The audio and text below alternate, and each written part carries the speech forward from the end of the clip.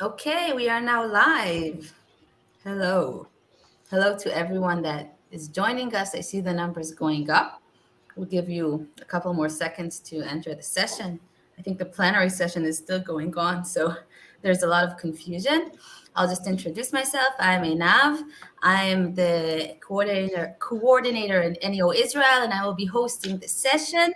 We'll be talking about internationalization strategies. And without further ado, let me present the first project, which is Antenna.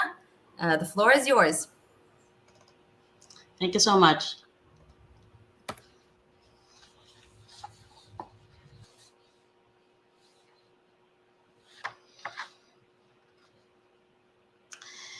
Greetings to everyone. Good evening from the Philippines. I am Renata Brenica of the University of San Carlos. And together with me is Engineer Irish Tejero Dakay, who will attentively check out for your questions and clarifications. Perhaps you will be wondering, what is Antenna Project all about? Let me start off with the aims and gains of the project. Compared to other countries, the Philippines is still in the formative years of its internationalization strategy.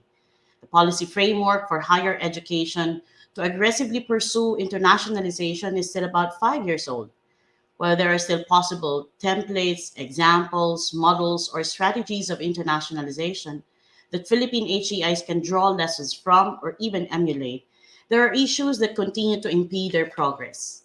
That includes us. Among them include the institutional or micro level challenge on the lack of dedicated and specialized staff in international relations offices, which inevitably limit their progress in pursuing internationalization. Likewise, the macro level need to improve the country's credit recognition system, as well as the international research activities that are necessary for seamless academic mobility, are also equally pressing. The project is participated by 10 HEIs scattered in the three major islands of the Philippines, seven from Luzon, two from Mindanao, and the lone representative for the Visayas, the University of San Carlos. Our European counterparts include the University of Alicante in Spain, University of Montpellier in France, and the European Foundation for Management Development located in Belgium. The project intends to address the mentioned crucial issues, and the overall aim of the Antenna project is to support Philippine HEIs in strengthening their capacities to update, implement, and sustain their internationalization policies and strategies. The project's specific objectives are each covered by different work packages. To wit, the reform needs analysis and institutional building. Second, promotion of governance reforms in both micro and macro levels. Third, the provision of much needed training and capacity building activities for HEI's top level management, as well as international relations officers and staff who will eventually carry out all IZN related functions. Fourth, the creation of a network for the internationalization of Philippine HEIs, which will strengthen and structure their collaboration for internationalization, specifically in pursuing research, training, development of strategies, among others. There are also work packages for dissemination, quality assurance, and management. Aside from the lessons drawn from observation visits and sessions, as well as receiving equipment that are useful for internationalization, the project gained the following results and outputs. For Work Package 1, the needs analysis report actually provided a deeper understanding of the various problems and challenges that actually caused the low level of internationalization of Philippine HEIs. The listing of the barriers to inbound and outbound mobility, credit recognition, and international research collaboration were very revealing. For Work Package 2, the drafted International Relations Office Management Guide will educate HEIs about the breadth and extent of their roles and responsibilities in pursuing internationalization. HEIs are also shown how they can design their own IZN strategies. This guide will come so handy for other Philippine HEIs who will join the network later. Covered by Work Package 3 is an important highlight of the project. That is, a series of training and capacity building sessions that led to the development of a highly contextualized and culture-sensitive, culture-informed strategic plans for each HEIs. And because of the unprecedented COVID-19 pandemic, international relations staff also learned about optimizing ICT tools for them to continue their thrust despite the health scare. To ensure the sustainability of the gains of the project, Work Package 4 took care of organizing the Antenna Internationalization Network, or Antenna INET. The statutes and business plans of INET are substantial guides as the network moves forward. Among the many aspects of the project, developing the strategic plan per HEI was a central and important process. Each institution was asked to do various levels of reflections about their internationalization direction. Having a ready template, coupled with intensive virtual coaching sessions with UA and EFMD, were very helpful. Likewise, securing the approval of our top management for the crafted strategic plan was also very empowering. It is the strategic planning dimension of the project that the University of San Carlos will be sharing some lessons about. As a Catholic university administered by a missionary congregation of the Society of the Divine Word, USC was very much cognizant that its history and institutionalization is very much littered with various dimensions of internationalization. Most of our SVD conferers who were stationed at the university since 1935 were academics of foreign nationalities. However, their inbound mobility to USC was not only mission driven, but scientific and scholarly as well. Many academic units in the areas of philosophy, physics, chemistry, pharmacy, and biology were formed because of them. The historical and institutional contexts were central to the conduct of the team's SWOT analysis. Also, the respective exposures, work experiences, and disciplinary orientations of the team members were very helpful in the process. The result of the SWOT analysis actually helped the visioning exercise of the team that considered as core elements quality education and the missionary purpose of the institution. Practical considerations were noted when the action plan was crafted. The team ensured that the process is inclusive and sustainable. Hence, the whole of university approach was carefully noted. Finally, as we start implementing our strategic plan, we anticipate the need to recalibrate our activities based on the more local context per unit, but still much more focused on what needs to be accomplished. Our major takeaways from the journey include: one, the importance of contextualization; next, the value and contribution of constant reflection; and third, the promise that teamwork actually holds. The fourfold lessons of us in the team are the following. First, for the team to be resilient to challenges by optimizing creative ways to collaborate. A shift to online was inevitable. Second, the need for each member to be generous with one's expertise and perspectives to ensure the meaningful engagement of each member.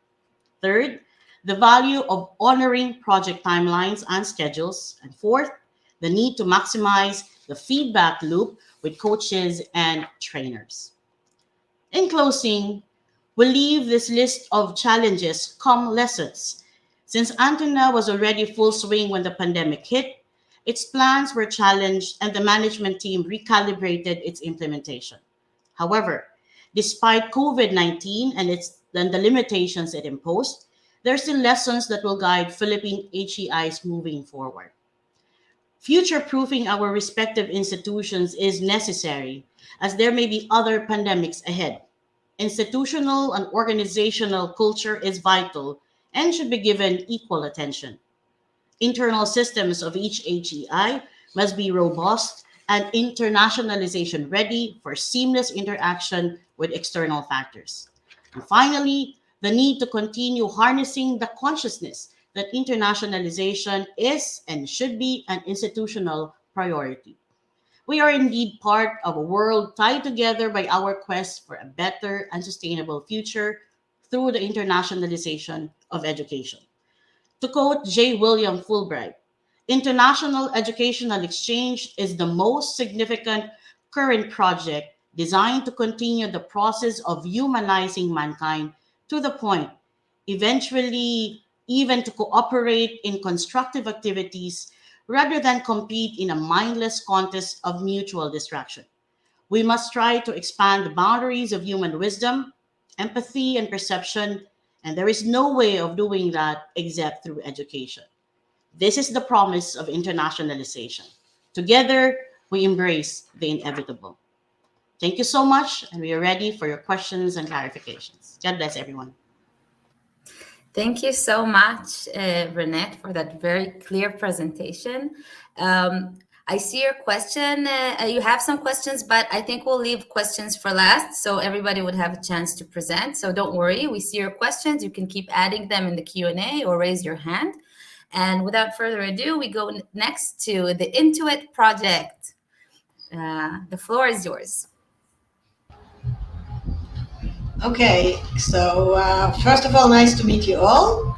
My name is Vera Doltzman. I am from the Academic College of Tel Aviv Yafo in Israel, and today with me is Dr. Amit Marantzgal from Sapir Academic College, also in Israel. Hi. And we would like to start our presentation of Intuit project with a short video that was presented by the students who participated in this project. So let me just share it with you.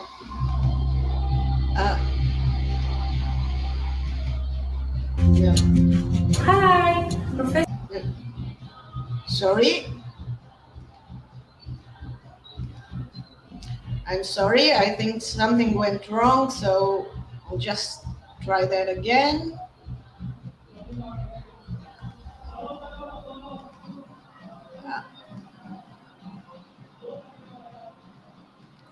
Take one more minute to try. I hope it will work.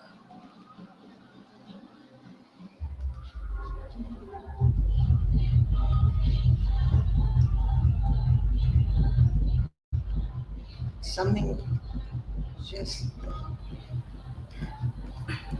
Veled, would you like to send me the link?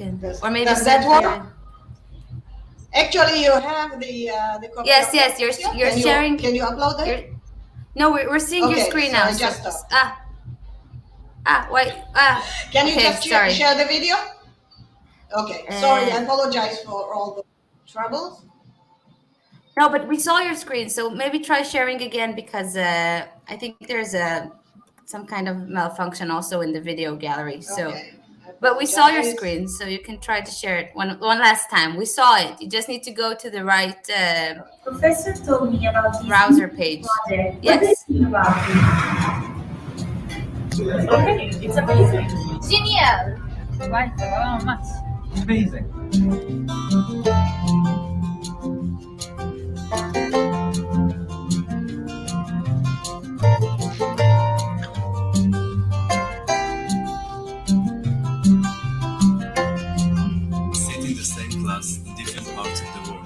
Creating connection with new colleagues, upgrading your internationalism to another level in your student life.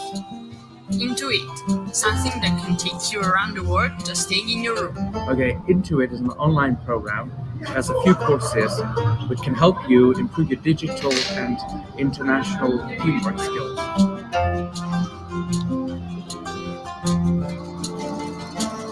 Essential skills course, which I highly recommend. We were given the opportunity to learn more about the problem-solving skills, creative and reflective thinking, and maybe, which is the most important thing today, we were also reminded about the methods for successful teamwork, especially in international environment. English for internationalization purposes gave us the possibility to improve our English and to meet people from all around the world and share ideas with them. Give you a real chance to experience real entrepreneurship with students overseas. In the Global Entrepreneurship course, we had a couple of days to develop a product and a business model and present it to the judges.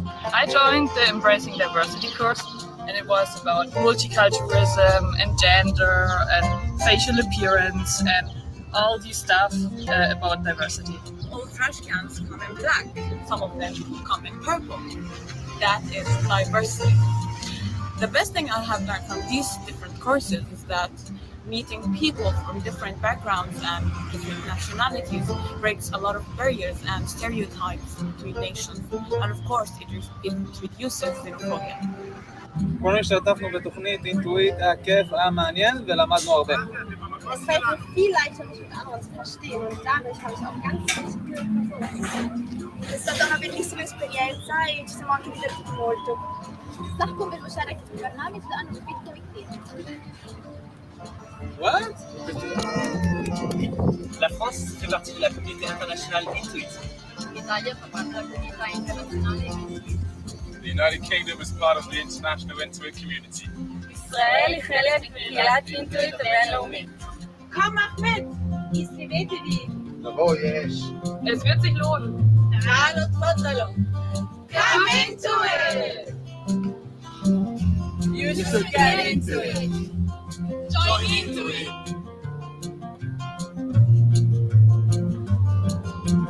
Come join us, be part of us. See you.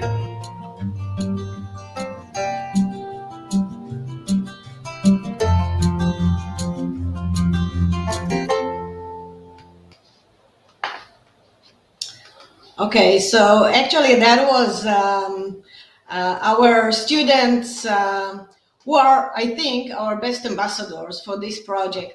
So now I will share with you our presentation and just a very brief review of the project.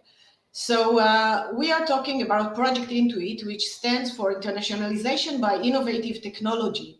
The project was initiated in 2015, long before COVID, when we all got into teaching online. And in this project, we had 14 academic partner institutions, 7 from Israel and 7 from the EU and from different countries.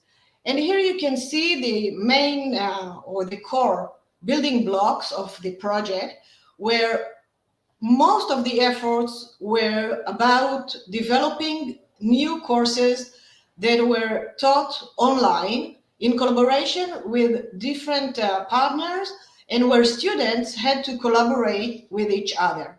So the overall Intuit project goal was to develop and implement an innovative technological infrastructure for the purpose of advancing internationalization in higher education. The overall process was very, very long, as you can see here. We just started by introduction, and then we had several study visits, and then we created teams in order to work together, and then we developed the teaching materials, and we piloted the courses. We wanted to make sure everything works. And only then we integrated all the aspects of technology to make sure that it all apply. And also we had to make sure that the pedagogy that we are using is relevant to the method that we used at that time. Then we implemented those courses. We had overall 4 courses that were implemented in all partner institutions. And then we summarized the project. And I think that a few years after the project ended, we can say that the impact of that project was very high, as you will see also in Amit's presentation a little bit afterwards, because we not only developed those courses and delivered them throughout the lifetime of the project, but we are also continuing to do that today. And we are also part of what we call Intuit Forum, where all the project partners are still working together and communicating. We had several challenges doing that. It was not easy at all. We had to decide about roles and responsibilities. We have to make sure that professors from different institutions in Israel and in different institutions in Europe can collaborate together to develop a curriculum. The technical expertise of the professors were not always the best we could expect, so we had also to do some training. And as in any other project, we also had some free riders that we have to decide how to work with them. And also, one of our main goals was to make sure that we will develop courses that will be relevant to the 21st century skills. So those are the 4 courses that we developed. We had one course on embracing diversity, another one on global entrepreneurship, another one on essential skills, and the other one was about English for internationalization purposes. Amit? Sorry, I was on mute. Thank you, Verd, and thank you for your incredible leadership throughout the project. So I would just like to zoom in on one of the courses and show you how it's still operating today. I'm one of the teachers who developed this project, this course, excuse me, and I come from Sapir College, who was also responsible for developing the Moodle-based platform where the courses are hosted. So English for internationalization purposes was all about effective communication skills in English for students who are expected to join the employment market, and we wanted to give them a boost. And we were hoping to move away, all of us from different institutions around the globe, from a very academic reading-based approach, which is becoming a very powerful trend in language teaching. So we created a curriculum which addressed the 4 language skills, namely reading, speaking, listening, and writing. And we created an authentic international environment for language learning, which was really important. And this is just a snapshot of how the course looks today. Vered, next slide. So the EIP course, English Internationalization Purposes for short, really offers a unique teaching structure for teachers. It was mostly developed as an asynchronous animal, and I'm talking about pre-COVID, so that was quite innovative at the time. And we really, maximized the Moodle features in order to deliver such a course.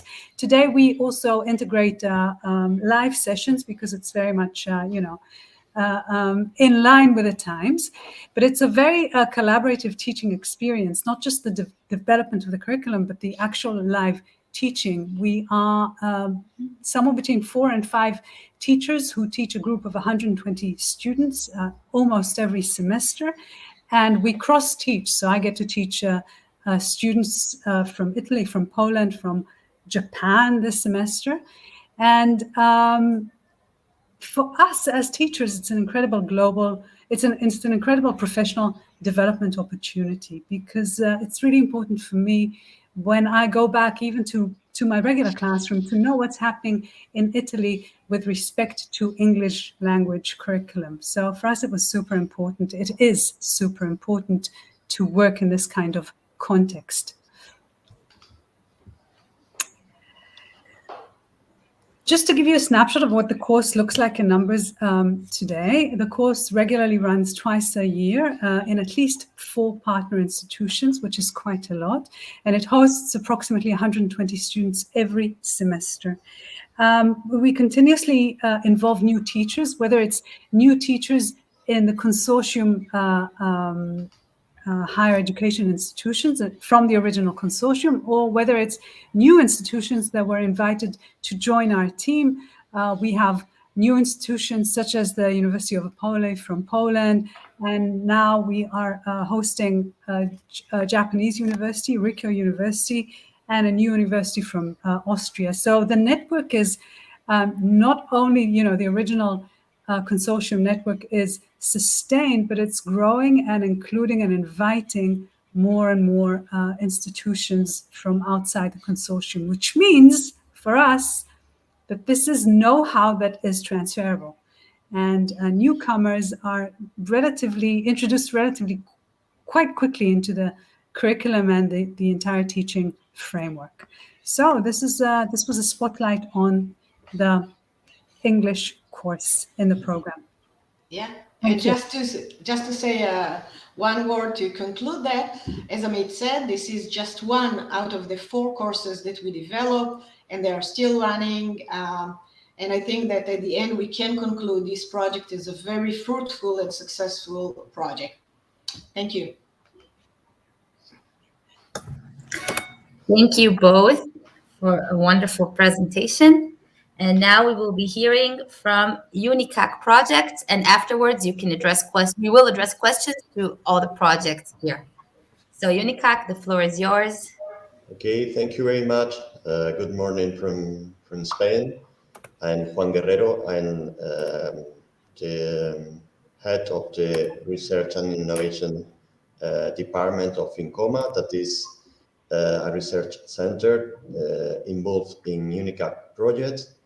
We're the coordinators of the Quality Assurance Work Package, and I will do a brief presentation of the general overview of the project, and then I will pass the floor to Setkosin Mukhtarov, who will be explaining you the impact of this kind of projects in a newcomer university to Erasmus Plus program. UNICAC stands for University Cooperation Framework for Knowledge Transfer in Central Asia and China. It's made up of 11 partners, 10 of them are universities from 6 different countries, namely China, Tajikistan, Uzbekistan, Spain, Italy, and Finland. Combining 3 Erasmus Plus regions, because we have partners from China that could be located in Asia region. Also, all partners in this project are from western part of China, so very close to the Central Asia region. As I said, Central Asia region with partners, 2 partners from Uzbekistan and 2 partners from Tajikistan, and the European partners that are from Spain, Italy, and Finland. And the project is coordinated by the University of Seville. These are the logos of the different partners, and we can go ahead. So the main aim of this project is to increase the potential for international and cross-regional cooperation of universities from Uzbekistan, Tajikistan, and China. Even though the countries are very close one each other, we realized that there was a gap and a need to enhance this cooperation by doing some capacity building activities for International Relations Office, and contribute to the international networking, enhancement, and better exploitation of their potentials in both teaching, learning, and research fields. The project suffered the COVID-19 pandemic situation, of course, as it's a project that aims the internationalization of the universities. The impact was even harder, so we got an extension, and the project will finish by mid-October 2022. So you still have time to join us in some activities. The main specific objectives of the project are the development of national recommendations for international cooperation in training, learning, and research for Uzbekistan, Tajikistan, and Chinese universities, capacity building for modernization and development of international relations in those countries. We have already developed and we're implementing an international cooperation framework in the so-called New Silk Road cooperation area. That's why it's also important the involvement of Chinese universities in this project. And then we're we're boosting a cross-regional network for a structured dialogue on internationalization, transfer, and promotion of higher education institutions from Uzbekistan, Tajikistan, and China. Can you go ahead? And the main results we have so far are related to the development of various number of training activities and contents. We have been also working in the updating of International Relations Office infrastructures. We have produced national and cross-regional recommendations for international cooperation in this region. We have also created a best practice book and toolkit manual. We're boosting this Unicac network for international cooperation projects. Then we have also worked on the development of specific strategic plans for international cooperation. And of course, we have also experienced different type of international mobility actions and cooperation activities. As I said before, COVID-19 had an important impact in our project.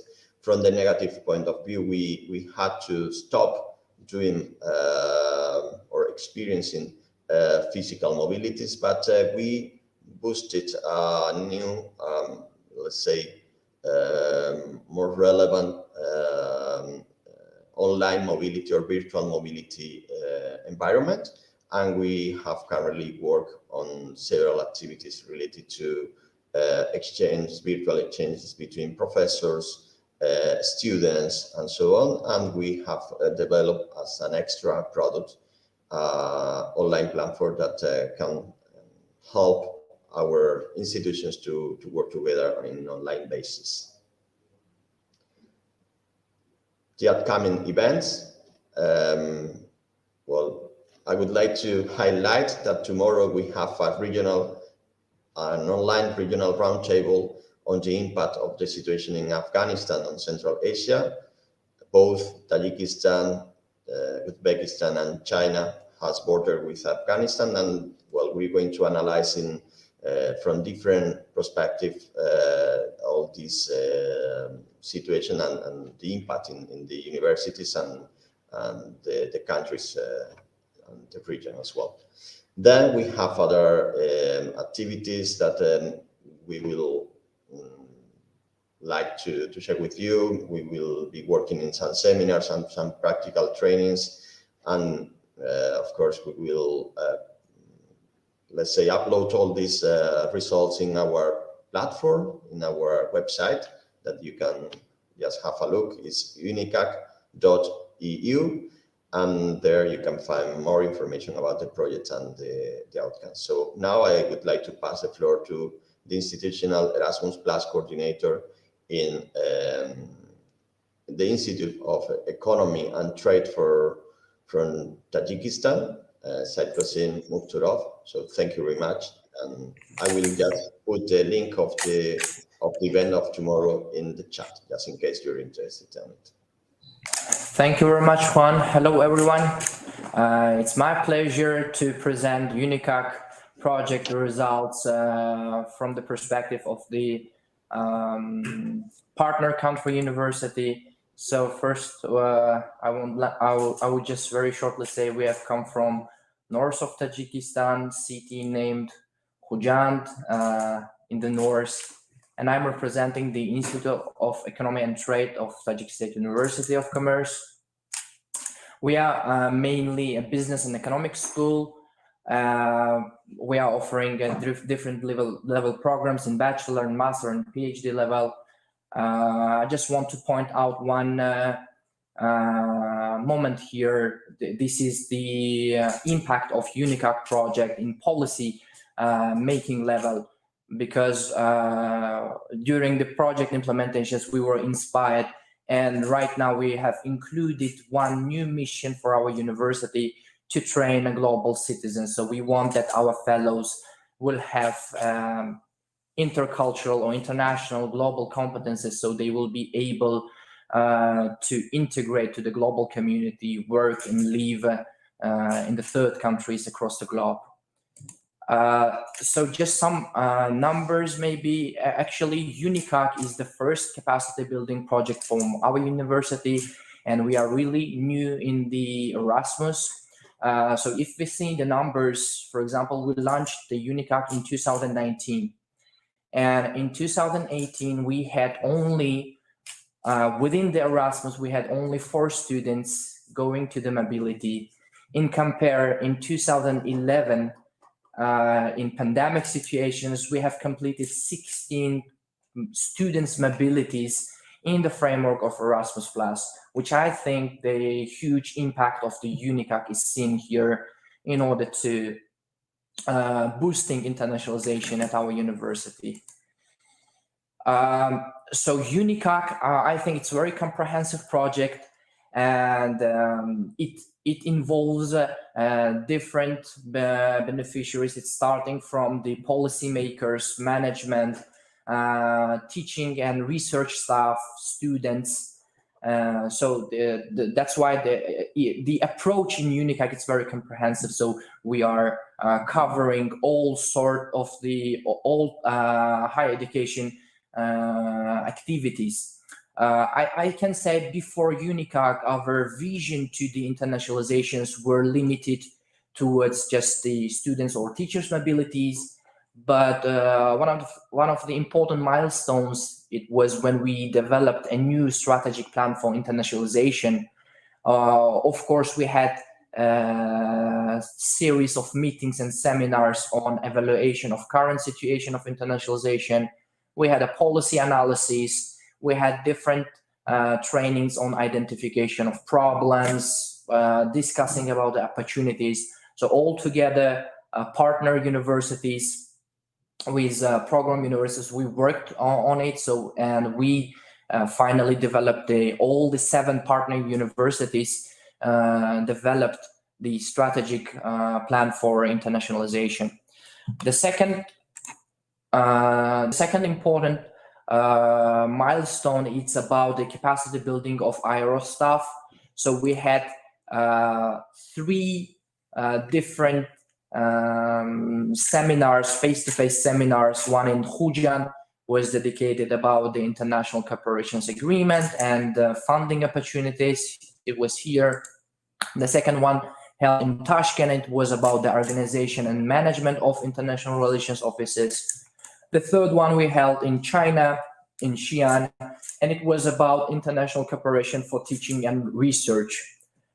The first one was foreseen in Italy, in Turin, but unfortunately here comes the pandemic, COVID-19, and we were forced to complete the last seminar virtually, and it was about the cooperation between EU, Central Asia, and China in higher education. Next, I want to point the infrastructure update. All the I'm really happy that we could foresee this, probably the COVID-19, because our university, our IRO, was equipped with the video conference system, so we could smoothly go to this virtual world. And yes, all the partner countries, they also procured the video conferencing equipment, PCs, for the International Relations Office. One of the core work packages is about internationalization of teaching, learning, and research. This is quite a big work package. And here, for example, we had several series of seminars about identification, needs, and wants of each partner universities in terms of internationalization of their teaching, learning, and research activities. We were trying to figure out what the gaps are existing, what the mapping out the SWOT analysis, and trying to find the solutions one. Of course, taking into account the best practices of our EU program universities from Finland, Spain, and Italy. The results of these series of seminars is given in the best practices book for internationalizations, available in our project webpage, Unicac EU. If you will go to the results sections, you can download the materials of these. Also within this VP3, we were conducting a series of PhD students coaching. So from each partner, university, we had at least 4 PhD students who were supervised by the expertise of European universities from our program partners. Actually, those coaching sessions and supervisions were very helpful for our students, for our PhD students, and all the students, they enjoy the different types of topics about the open data, about the academic writing, about how to fund their research, or about PhD time management, and also about internationalization of doctoral studies, and so on. Also within this package, we had a series of the trainings or capacity building trainings for teaching staff about internationalization of teaching. So we were talking about how to make international curriculum, how to internationalize your curriculum, how to teach in international classrooms, and etc. And the last, in this work package, one of the important parts, it was a mobility part, but we were forced to mix it with the virtual mobility because of COVID. So this is the platform that my colleague Juan was mentioning. We have an online platform which brings all the consortium member and all our consortium partners. We can share our online courses here, and the students and teachers can take the courses offering from all the partners in the consortia. And recently we launched one of the first courses. It was like last week, multicultural and multidisciplinary course from the Finland. As you can see, this is very multicultural course, bringing not just the students but also the teachers. So for example, here we have a co-teaching approach. The facilitators, the teachers, they are coming from Tajikistan, from Finland, from Uzbekistan, and so on. And the students are also very from diverse background, from different countries. The next one Said is about Qasim, could you please conclude soon? Yes. Because we Yes, want to I will leave time just for questions. Yeah.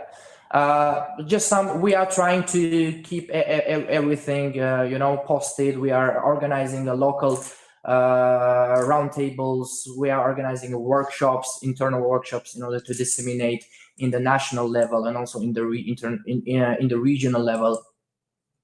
One of the main important parts of the project and sustainable part of the project is building a strategic network within the consortia. And I can say that we already work with our partners from Uzbekistan, China, and Europe. And we already work not just within the Unicac, but we are working in the framework of other initiatives, other programs. And it was we were very happy to receive a gratitude letter from the coordinator from the University of Seville and from the Lowry University for very proactive participation in the project implementation. So thank you very much, and sorry if I took much time. Thank you, Said Qasim. It's all right. We just want to have enough time for the audience questions. So we have a question for Intuit. I'm showing it on stage. How do you enroll students in EIP? Do you have agreements with their universities or institutions? So maybe Dr. Holtzman or Dr. Maunatz, would you like to reply?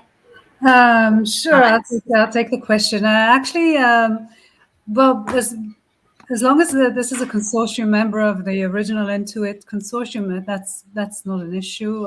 Everybody's welcome. It doesn't require any special agreement. If it's somebody new, we work along the guidelines of contemporary virtual exchanges, which really mean a little documentation and a lot of studying. So the agreement part is a very small part of the whole thing. Actually, nothing is really signed. And if there's an interested teacher from a different institution, they're welcome to join. And they are flexible to integrate it in their home curriculum as they like. In some institutions, it actually replaces a full course. In some institutions, it is integrated as a module in existing curricula. But the idea for everyone is to promote this kind of virtual exchange, and through that, all the values which are connected to internationalization of the curriculum. So the administrative part is low, but the administrative/legal part is not a big deal. But the big deal is actually to join the team and be an active teacher in this kind of setup. That's a lot of work. I want to add one word, Einab, if this is possible. Just to say that we presented here one of the 4 courses. It was the English for internationalization purposes. We also have other 3 courses that our partners will be willing and happy to collaborate with any of the partners here. And again, the system that Amit described, it's totally the same. The content is a little bit different. So just to remind you, the other 3 courses are global entrepreneurship, essential skills, and embracing diversity. So all those 3 courses are also open for our, for new partners. Thank you. Thank you. So now we have another question from Dr. Lydia Roleda for Unicac. For the co-teaching classes, how do you handle the time difference among the countries? Are classes asynchronous? I hope I pronounced it correctly. So Juan? Thank you. Okay, I can answer. So yes, the time differences, for example, between our country, it's something like +3 difference. So we are trying to manage it. So it's not a big deal. So it's rather 2 different worlds. So it's not the America and the Europe.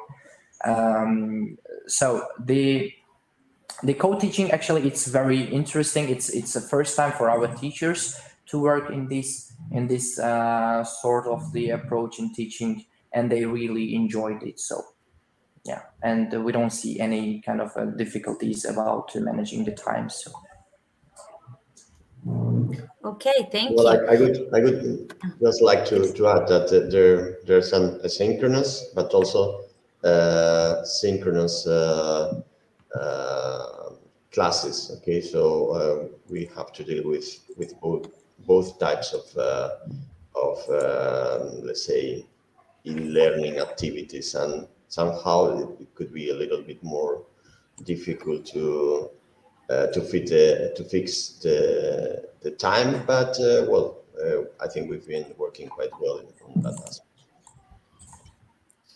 Thank you. So we have another question. The first question actually is for Antenna. So how has the European partners have been an added value in your project, in the Antenna project? This is from Ria Deniska. Yes. All right. So, yeah, with regards to our European partners, the value that they actually added to the project, I would somehow summarize it into 3. First is the coaching part. So they enabled the members of the project to really see the many aspects and opportunities to go into internationalization, that it's not just limited to academic affairs, but also with administrative, governance, and institutional processes. So in that way, we are able to craft strategic plans which are more contextualized, because the project is actually a group of both public and private universities. So it enables us to work for a national or a global context, but really rooted in the individuality of each university, of each member university. So second, our European partners added value in such a way that it gave us an avenue or an opportunity to come together. You know, when we are different universities and we work with our own processes, but then they gave us this opportunity to come together and really talk with each other and discuss, which somehow brings me to the third point, because on a macro level, the project also operationalizes operationalizes our national policies. So member of the project is our Commission on Education. So we have some memorandum orders, and somehow the project, our European partners engaged them so we could actually operationalize that memorandum orders all the more. And then lastly, because we know projects come to an end, they add value to this by actually starting up the network. So it was part of the antenna project to really initiate a network so that when the project ends, it gets to be continued in the university in the country. So not just the 10 universities which are the member universities of the project right now, but really for the entire country. So yeah, that's how they actually added value to the project. Bernadette, do you have something to add? Yeah, maybe I can just add 2 points. The other thing is we have to realize that internationalization is not a personal or an institutional engagement. It is a national policy. In the Philippines, we have a number of laws even on transnational education that encourages a more holistic approach of the entire country to internationalize, which means to say that our European counterparts provided us an opportunity to look at internationalization two-pronged, institutional and then national, which means to say that we contribute to the overall goal of our government and not only the individual institutional goal. And perhaps second is the ability to actually rise above our own context and to look at take 2 steps backward, look at our situation, be very blunt about it, be very objective about it, and then go back to our workstations and do better and do things better uh, prior compared to prior the project. We have to understand that different HEIs have done internationalization on their own prior to the antenna project, but putting together the network and allowing us to learn from our own experiences and our own context is very much empowering, not only for the 10 HEIs that are part of the network now, but more so with the other HEIs who will join us in the future. Thank you, Ina. Thank you, Burnett, for your very elaborated answer. And actually, there are no more questions. So if someone would like to raise his hand or comment, then we can bring you up on stage and hear it and maybe address it together, attempt to address it. Or if you prefer writing in the chat or in the Q&A. So I'm now giving the audience the opportunity to ask any other question or comment. So it's in your hands. And if not, I would like to thank very much all of the speakers we've had here today. I think it was very interesting to see all the different projects and all your different results and your experiences and connections that you've established and how sustainable how sustainable your projects are and how much they've achieved. And if there's anyone else who wants to comment, maybe one of the speakers. Well, I just would like to point out again that tomorrow we have an event where we will discuss the impact of Afghanistan situation on the Central Asia region, and you're all invited to participate because we believe that it would be a very relevant discussion with academics from Uzbekistan, Tajikistan, and China. Well, hopefully, it's also of your interest. It's very relevant and, of course, very important. And I invite all of you to go to the different websites of the different projects. They're all available in the booklet, and they can also share it again here. And have a great rest of the conference. I hope you achieve a lot of your goals and find relevant partners. And goodbye to you all. Thank you so much. Thank you. Bye-bye. Thank you. Bye. Bye. Goodbye. Bye. Thank you. Bye-bye. Bye. Thank you, Ina. Thank you.